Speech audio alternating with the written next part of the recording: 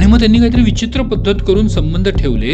याच्यामध्ये सर्वात महत्त्वाची एक गोष्ट असते की साईज एवढी असायला पाहिजे किंवा काय, काहीतरी विचित्र पद्धतीने कपडे काढले.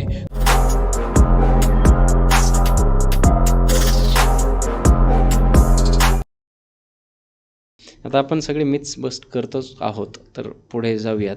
मला असं वाटतं की तुम्ही जसं सांगितलं की आपल्याला सेक्स रिलेटेड नॉलेज मिळतं ते फक्त सोशल मीडिया किंवा व्हिडिओजच्या माध्यमातून, आणि त्याच्यामुळेच आज वर्ल्डमध्ये फास्टेस्ट ग्रोईंग 2 इंडस्ट्रीत, एक तर ॲम्युनेशन म्हणजे शस्त्रास्त्र मेकिंग आणि दुसरं पॉर्न इंडस्ट्री, हे खूप जास्त वाढते कारण डिमांडसुद्धा तेवढीच आहे. आणि ह्या पॉर्न फिल्म्स बघून किंवा पॉर्न व्हिडिओज वगैरे पाहून हे आपली लोकं जे काही ॲक्ट करायला जातात आणि तिथंच फार मोठी गफलत होते. याच्यामध्ये सर्वात महत्त्वाची एक गोष्ट असते की साईज. कारण पॉर्न्समध्ये जे काही साईज दाखवल्या जातात त्या साईज आपल्याकडे अवेलेबल नाहीतच, असं एक म्हणजे, आणि हे ते बघून लोकांच्या मनामध्ये आलेलं की साईज एवढी असायला पाहिजे किंवा काय. याच्याविषयीचं मिथ कशा पद्धतीने तुम्हाला वाटतं क्लिअर करायला आपण? पॉर्नोग्राफी बघितल्यावर ते जे काय लिंगाचा साईज बघितल्यावरती मलाच धडकी भरते. कारण बरं, दुसरा प्रश्न, ॲक्च्युअलमध्ये असतात की काही हे जे काय पॉर्नमध्ये दाखवतात, पहिलं एक लक्षात घे, पॉर्नोग्राफी का पब्लिश होते? तर पैसे कमवायला, बरोबर, राईट? बाकी कशासाठी नाही. म्हणजे जर का ते पैसे कमवायचे आहेत तर त्यांना आता विचार करा की त्या पॉर्नमध्ये जर का मी दाखवलं, एक नॉर्मल व्यक्ती आली, तिचा नॉर्मल पार्टनर आला, त्या दोघंजण एकत्र आले, त्यांच्यात संबंध आले आणि ते बाजूला झाले, ह्याच्यात विकण्यासारखं काय आहे? बरोबर. हे तर मला माहिती आहे ना की मी हे करतोय, हे मी का विकत का घेईन? मी विकत काय घेईन? जेव्हा ते दोघंजणं एकत्र आले, काहीतरी विचित्र पद्धतीने कपडे काढले, काहीतरी विचित्र पोझिशन घेतली, कोणाचं लिंग काहीतरी एवढं मोठं आहे, कोणाची छाती एवढी मोठी आहे, आणि मग त्यांनी काहीतरी विचित्र पद्धत करून संबंध ठेवले, ते विकलं जाऊ शकतं. म्हणजे साऊथचा पिक्चर.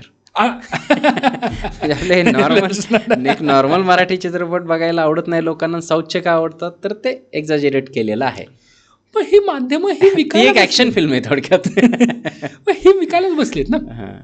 त्यांना काय तुम्हाला शिकवायचं आहे का? त्यांना शिकवायचं नाहीच आहे तुम्हाला, त्यांना विकायचं आहे. आणि मग जेव्हा मला विकायचं आहे तेव्हा मी नॉर्मल नाही विकणार ना, मी काहीतरी अतिरंजित करून विकणार ना, त्याच वेळेला विकलं जाईल ना.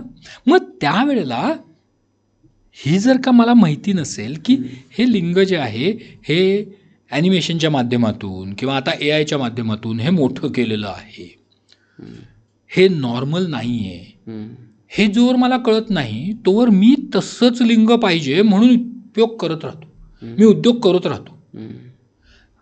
आता साईजबद्दलच तुम्ही बोलला तर एक सगळ्यात मोठी गोष्ट लक्षात ठेवूयात की स्त्रीचा योनिमार्ग जो आहे तो एक साधारणतः 5 ते 6 ते 8 इंच फार झाला, बरोबर आहे. ह्या सगळ्यामध्ये जे काय नर्व एंडिंग्ज असतात की ज्याच्यामध्ये भावना किंवा सेन्सेशन येऊ शकतं, ते सुरुवातीच्या 2 ते 3 इंचातच असतं, त्याच्या पुढे कुठलीच भावना नसते. मग माझं लिंग 8 इंचाचं आहे का 10 इंचाचं आहे यांनी फरक पडत नाही. उलट जर माझं एवढं मोठं असेल तर त्या स्त्रीला त्रास होणार आहे, कारण भावना, ज्या चांगल्या भावना, जे सेन्सेशन ते सुरुवातीच्या 2 ते 3 इंचामध्येच आहे. त्यामुळे माझं लिंग जर का 3-4 इंचाच्या पेक्षा जास्त असेल तर काहीच फरक पडत नाही आहे. सो त्यामुळे माझं लिंग जास्त असल्याने माझं पौरुषत्व जास्त आहे असं काहीही नाही.